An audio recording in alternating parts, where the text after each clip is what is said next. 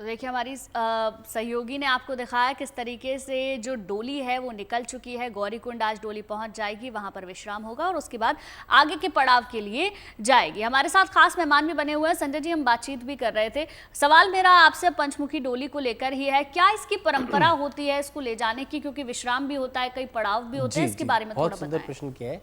कहते हैं कि पहला जो डोली जब चलती है तो सबसे पहले जो है, जैसे केदारनाथ की हम बात करें, वहाँ जा रही है और आज जो 30 तारीख से लेकर के अब जो है कपाट जो खुलने वाले हैं 2 तारीख को खुलेंगे और बद्रीनाथ के कपाट जो है 4 तारीख को खुलेंगे। तो केदारनाथ जो है वो भगवान शिव का स्वरूप माना गया है केदारनाथ में, और बद्रीनाथ में भगवान विष्णु का स्वरूप माना गया है, और गंगा जी जो है शिव को कोरिलेट करती हैं, और यमुनोत्री जो है वह भगवान विष्णु और कृष्ण को जो है कोरिलेट करती हैं।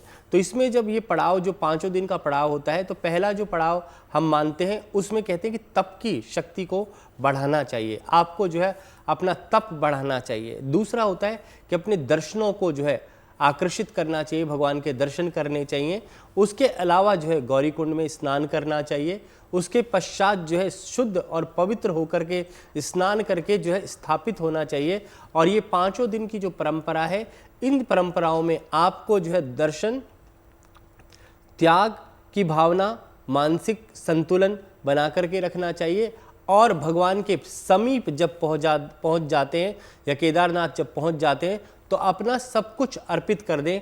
और कहते हैं कि ईश्वर के अंदर जब सब कुछ समर्पण कर दोगे आप 5 दिनों के अंदर, क्योंकि धर्म, अर्थ, काम और मोक्ष की हम बात कर रहे थे, तो इन 5 दिनों में जैसे अपन पंचाक्षरी बोलते हैं कि 5 अक्षर होते हैं, उसी प्रकार से जो 5 दिन का जो महत्व है वो बड़ा ही महत्वपूर्ण है। इसमें आपको आत्मशक्ति और आत्मज्ञान की प्राप्ति होती है और ईश्वर की पूर्ण कृपा आपको 5 दिन में, जब आप चलते हैं 5 पड़ाव लेते हैं, तो आप सोच लें कि 5 पड़ावों को पार करने के लिए के बाद जब आप दर्शन करते हैं तो आपको ईश्वर की पूरी जो है भक्ति और शक्ति दोनों प्राप्त हो जाती है।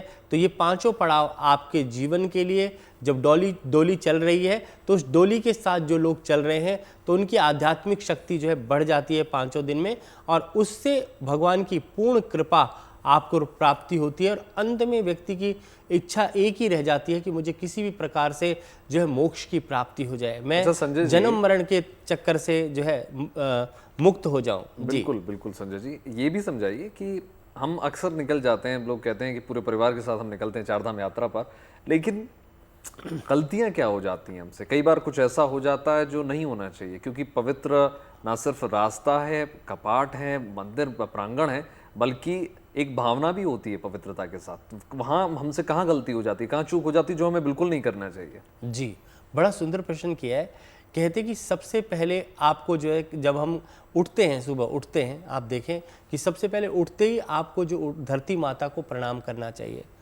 उठने के पश्चात जहाँ पर जाना चाहते हैं वो आपके ध्यान में होना चाहिए, आपको जो है फालतू की चीज़ों में ध्यान नहीं लगाना चाहिए।